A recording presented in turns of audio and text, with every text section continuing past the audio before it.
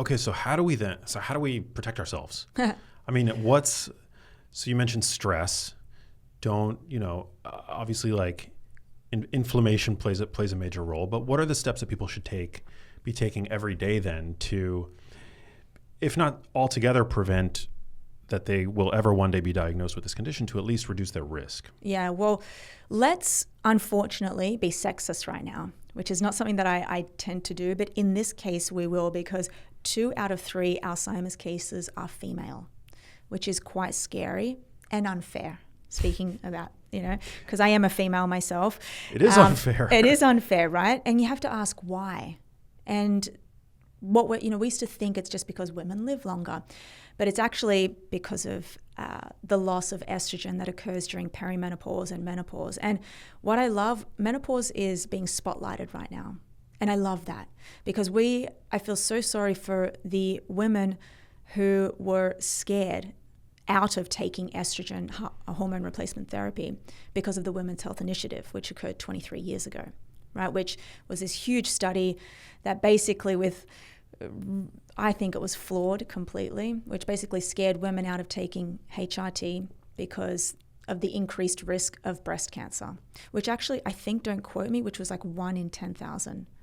Was that correct? Yeah. For women, lifetime risk? Lifetime risk, yes. And that's extremely. Low risk. I mean, to scare so many women away from this potentially life-changing therapy. Yeah. When incidence was so low. When the incidence was so low. And so we've fixed that up now.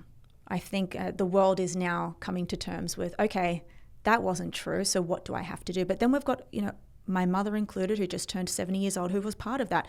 She doesn't even know when she went into menopause, never had the discussion with her physician about, she was never offered hormone replacement therapy, right? So she's part of that. But I think, when I go through it in 20 years, then that's going to be a different story. So why is it that though? But why, what is it? What does estrogen have to do with the brain? Estrogen, being our predominant female hormone, is not just a hormone of libido or reproduction. It is a neuroendocrine hormone, meaning that we have receptors all over our brain. And receptors and hormones are like key unlocks, right? So we've got all these receptors on our brain ready for estrogen. And estrogen serves as many functions in the brain. One thing that it does is it's a protective hormone. It protects the brain cells against these harmful threats, stress. So we are better able to manage stress physically, emotionally, mentally when we have an abundance of estrogen in the brain. It helps with the proliferation of BDNF, which we'll get into. So it helps BDNF fertilize the brain, if you will. So it just does so many different things in the brain. So if we starve the brain of an essential, quote unquote, nutrient or hormone, then of course we're going to see some dysfunction, right? So we've got that to deal with as well. So going back to your other question, what can we do with this? The first thing I would recommend for females specifically is finding a really good provider, someone who is menopause certified, if you will, who can actually talk to you about this transition. I think that that's the first thing that every woman in their late 30s, going into their 40s should equip themselves with. Super empowering information. I mean, my mom, who had dementia, as you know, she was part of that cohort of women, I guess, which comprised most women that were really afraid of HRT for fear of breast cancer. But the irony is that I don't have a familial history of breast cancer. Exactly. So the notion that this therapy could have potentially helped my mom and stave off dementia or prevent it altogether, I mean, and that was something that she turned down, or at least wasn't interested in, because of this dogma, this shoddy science. Yeah. It's very sad. And how many other things that we don't know about yet that are probably in the same boat, right? So now that we know that women can protect their brains by, and by the way, I'm not saying that HRT is for everybody. It's just knowing the facts and knowing your body and getting on with the right physician. That's the first thing. And then what else can we look at? We can then turn to lifestyle interventions, which I know people are probably so sick of hearing. exercise, sunlight, good health, surround yourself with positive people. But then why, we're still not doing that.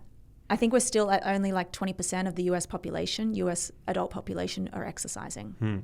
What percent? 20. I think around 80%, which was released from the CDC, is meeting the physical activity guidelines. Wow. Yeah, which is a minimum of 150 minutes to 300 minutes per week of moderate to vigorous physical activity. Damn, so people are just chronically sedentary. Yeah, and sitting is the new smoking. And so there was a really great study. It was a twin study on females, and they tracked them.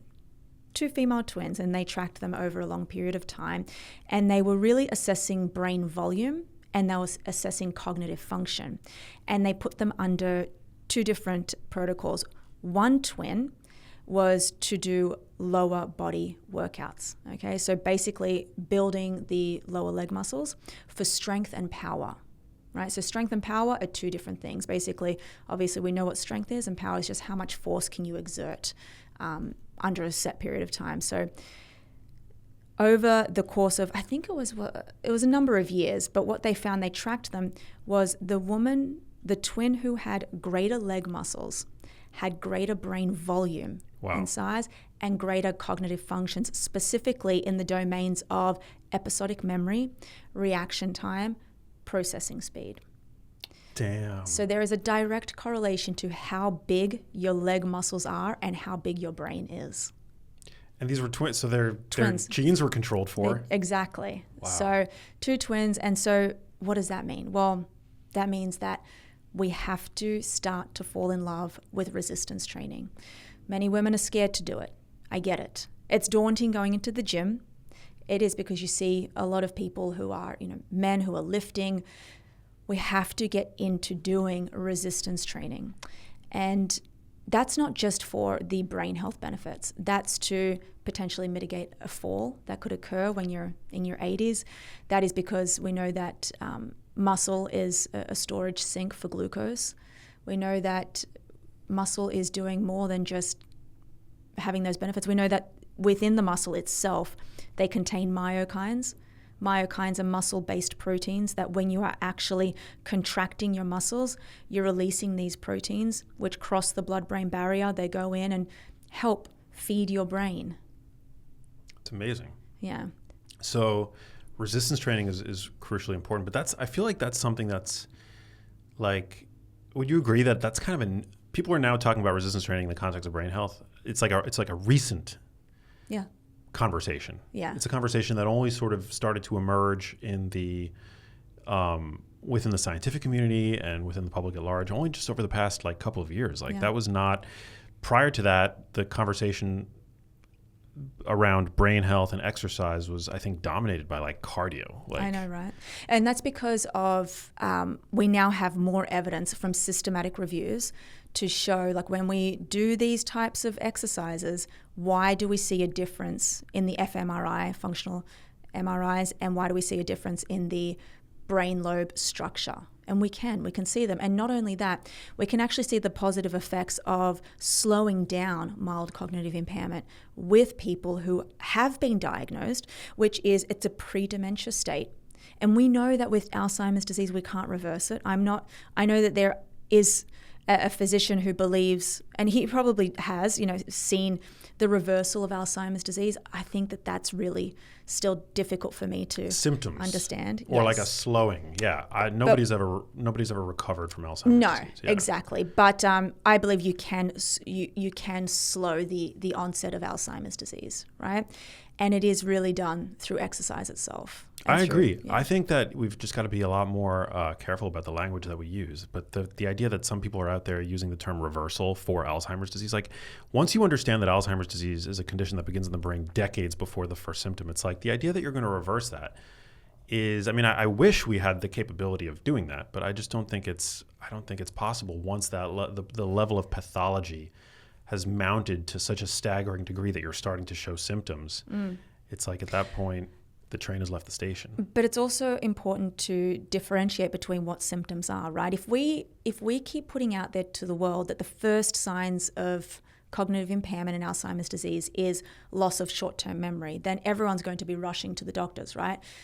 Today, I did a podcast. I couldn't think of a word. That doesn't mean I have Alzheimer's disease. It could mean that in that moment in time, I could be sleep deprived and I'm just not thinking or focusing correctly.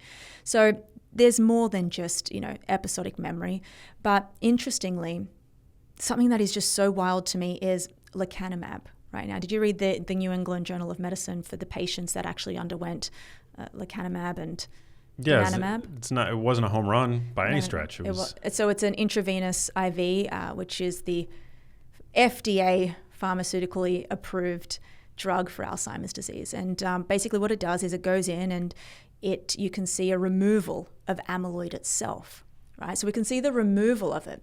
But what ends up happening is, the removal of amyloid doesn't actually result in getting your baseline cognitive functions back up and running, right? So what was the point of it? B, you're actually getting a loss of brain tissue in that process. C, most of these patients experienced microhemorrhages from the brain. So they're getting brain bleeds by taking this. So if we can't even get to a point where we can find a cure, and by the way, this is a $30,000 IV, which actually has to be administered at least, was it once every month or at least 4 times a year, sitting in the hospital bed, removing amyloid. They're actually removing around 4 grams of amyloid in the brain. Wow. Which, by the way, I don't think it was all amyloid. Like 4 grams is a lot. Yeah. Right? So you think they're definitely taking away some brain tissue with them as well. So you're actually under more harm, and there was deaths recorded from this drug as well. So you're under more harm if you get the disease and decide to go down that route of doing the treatment. Hey, if you liked that video, you need to check out this one here, and I'll see you there.